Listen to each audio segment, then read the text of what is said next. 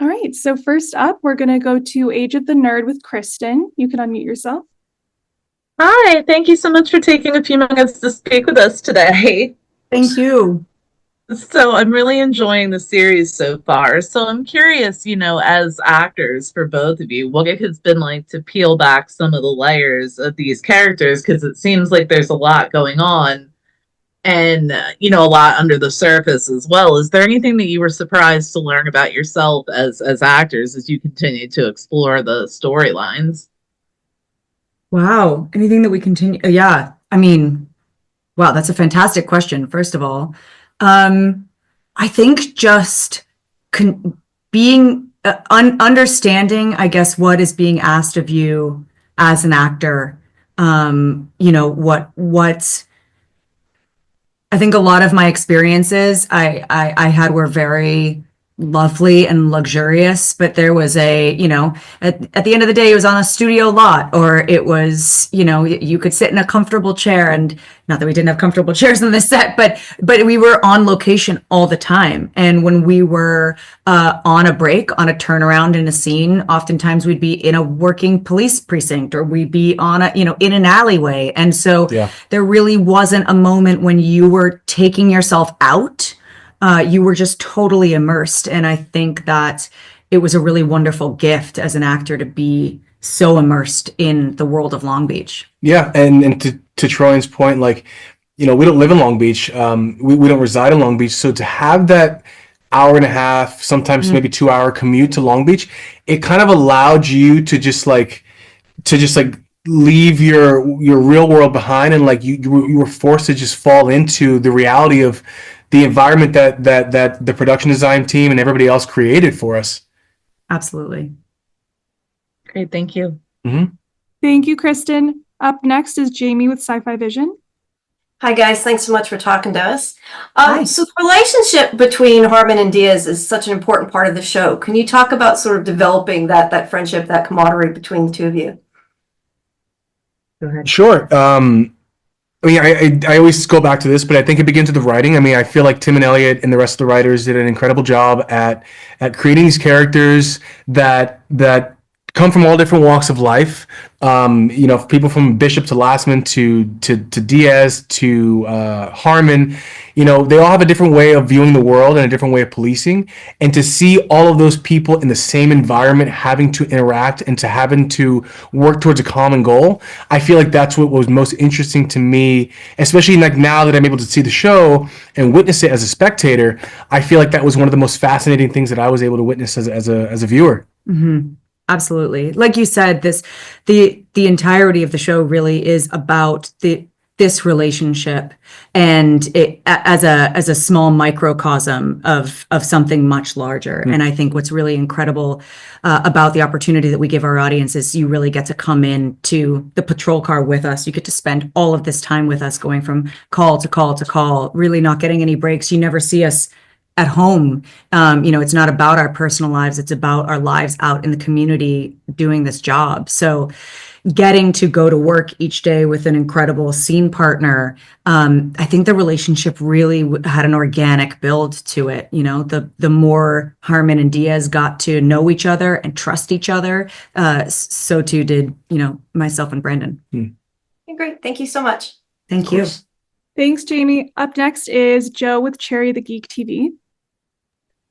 Hi, Brandon. Hi, Troian. Thanks for chatting with us today. Hi. I'm curious what kind of preparation you did in preparing for your roles in terms of talking and interviewing fellow real-life police officers, or doing ride-alongs with real-life police officers. And if so, if that was part of the preparation, what was the one thing that they told you that helped influence the way that you played your characters? And was there any, and if you did ride-alongs, was there any particular thing that you came across during the ride-alongs that helped, that impacted you and stuck with you? Yeah. We were very lucky. We got to go on some ride-alongs. We got to work with Long Beach Police. to speak to actual officers, to speak to veteran officers, to speak to rookies. And it was a really wonderful opportunity to really get to sit down with the people who have chosen to go into law enforcement and ask them what their experiences are. And for me, I think the thing that I was so what was so revelatory was that getting to go on these ride-alongs, I didn't get to just see what it was like for the police officer that I was sitting next to, but I got to see their relationship with the members of the Long Beach community. That was really revelatory, that they often knew people by first name. You know, they had standing relationships, that when they were meeting somebody new, you know, there were many, many different ways that they were treated or, you know, that they would respond to. And so it was really a wonderful experience to be able to be taken into the fold and get to see what that, you know, what that relationship is like between a police officer and the community that they serve. Thank you. Up next is John with Nerds That Geek. First off, thank you both so much for your time today. Really do appreciate it. Love your work on the show. You guys are doing some amazing stuff when it comes to this series. I'm also very curious. It's very ambitious, and it's very much not of the norm for crime series. And I'm curious what it means to you as actors to be a part of a show that is so ambitious. I mean, it's kind of, at least for me, it's what I've always dreamed of being a part of. A show that allows you, you know, just allows you to expand what you thought you were capable of. I mean, I remember reading the script, and every single day, it's like, at first, fear. It was like, oh my gosh, I can't do this. And then you read it again and you go, okay, maybe I can pull this off. And then of course, you know, there's still that fear stepping into set, but then when you're surrounded around people who are there to uplift you and just want you to succeed, I think that's what made it easy for me. But I think as an actor, like, you always are looking for that next thing that will help grow you as a person, and as an actor, you know, that'll expand your skill set. So what was yours, Troian? Absolutely. I mean, yeah, I think that's a really wonderful way to describe it. Reading the scripts, it was always fear first. And okay, I'm gonna do this. So how's it gonna happen? And it was just really wonderful to be working with this incredible team of writers and directors and actors and you know, everybody behind the scenes. We had the most incredible prop department and really wonderful people that were making sure that we were, you know, approaching a call in the right way, checking out that we were holding our weapon in the right way or harnessing it in the right way, you know, that we were responding on the radio in an authentic way.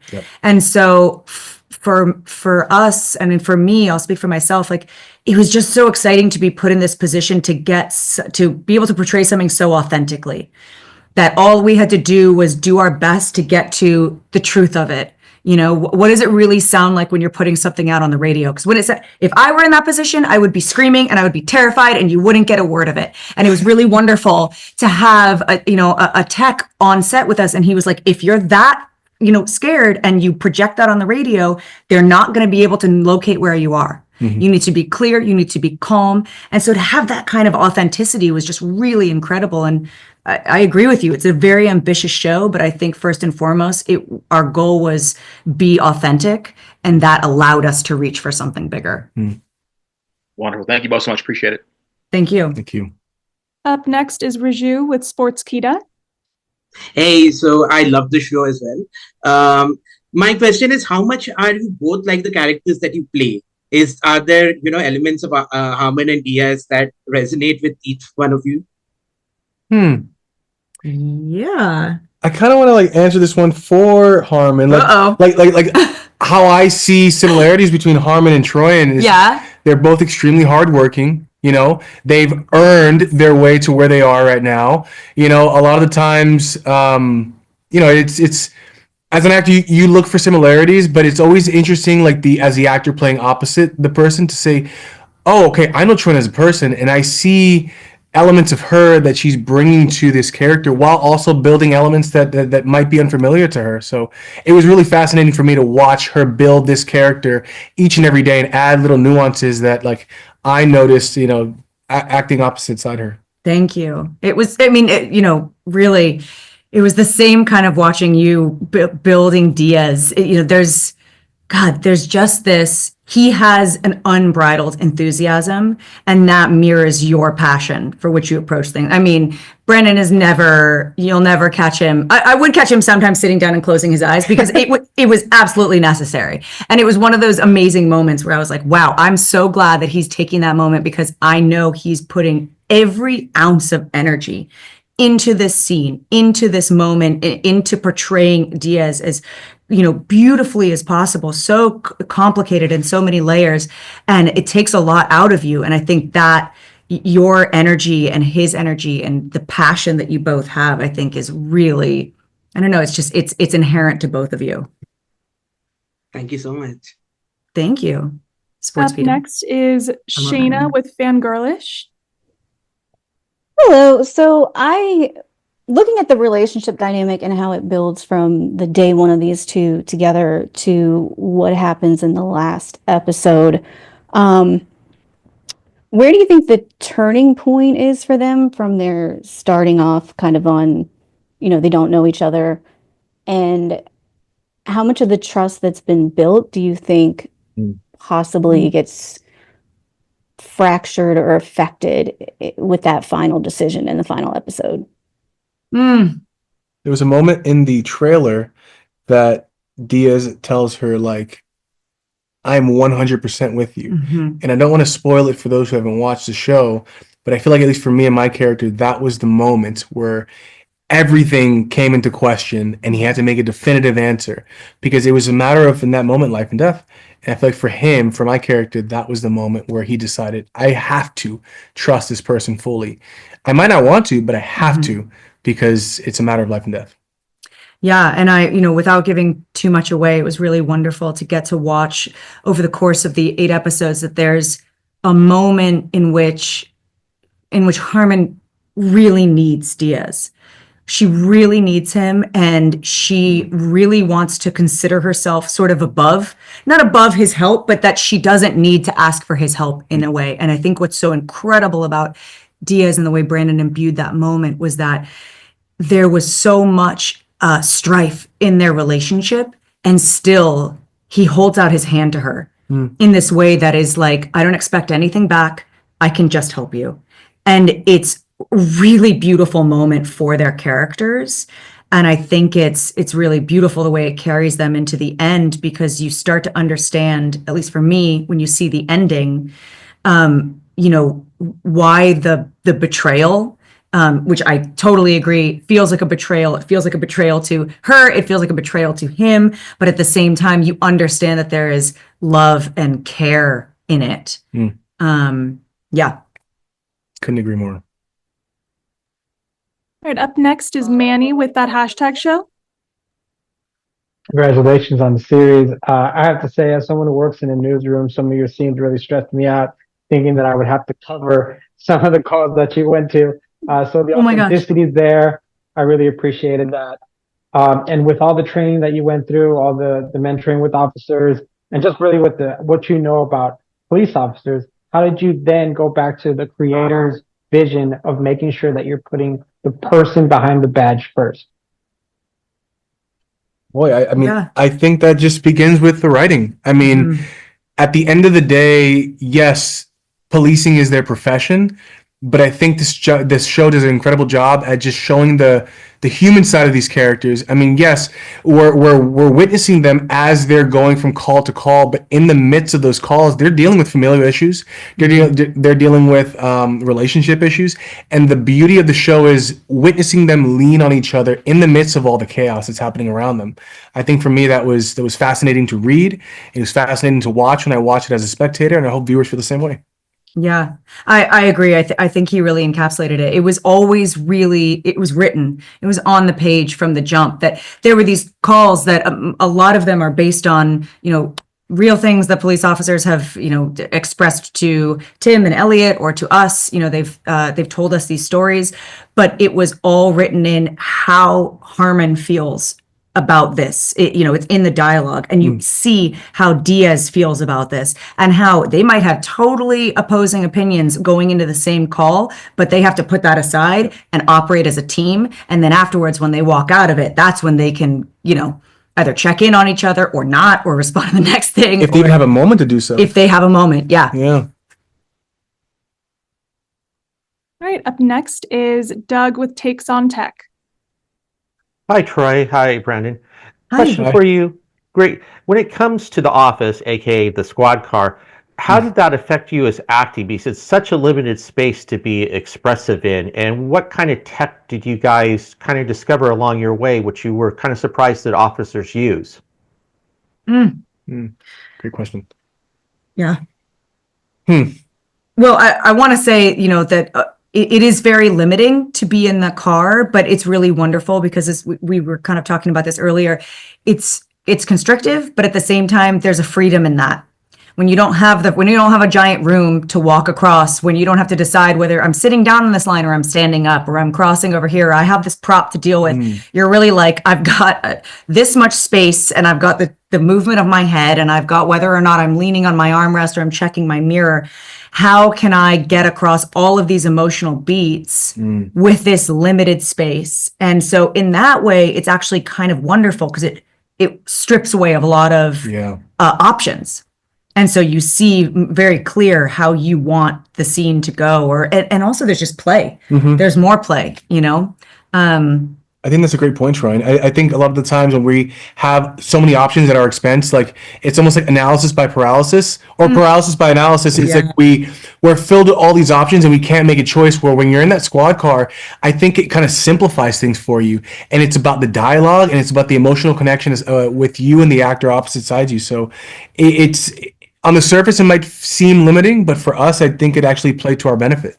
Yeah. And as far as tech, the incredible thing about police officers is when they're out in the field, when they're on call, if they're alone, no pun intended, but they are driving, they are taking calls on the laptop, they are listening on the radio, they are multitasking everywhere, and they're scanning their surroundings always, not just, as a driver for safety, but they're scanning it to see what's going on in the neighborhood and how are people responding to them and how are they responding to people. And so there was so much always going on.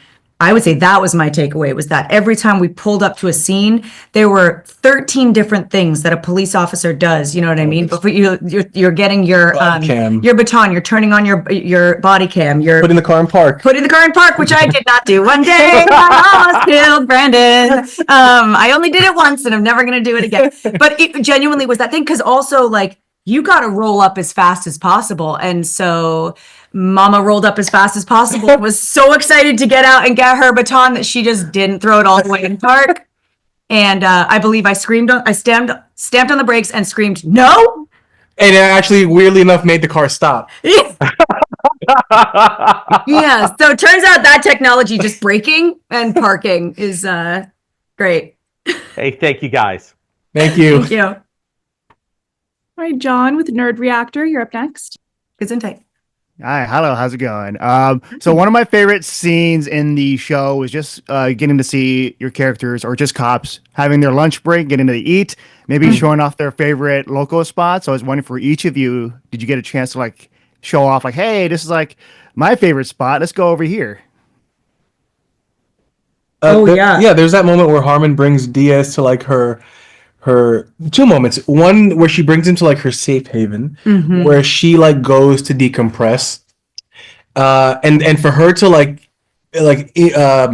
invite him into such a personal space where she goes to just breathe and reconnect with herself. I think that was a really beautiful moment. And also there's a moment where we are actually by the beach and we're eating at like I think he goes by the Cambodian Cowboy. Yeah. And he's an actual local from Long Beach, and she brings him there too. That's a really cool moment because we're actually showcasing real places from Long Beach, and I hope viewers who are from Long Beach will appreciate that. Absolutely.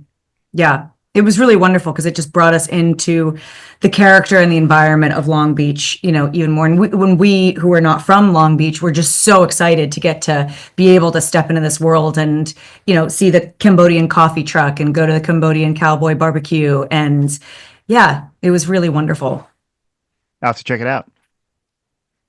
It was good. You should. Thanks, everyone. That is our time.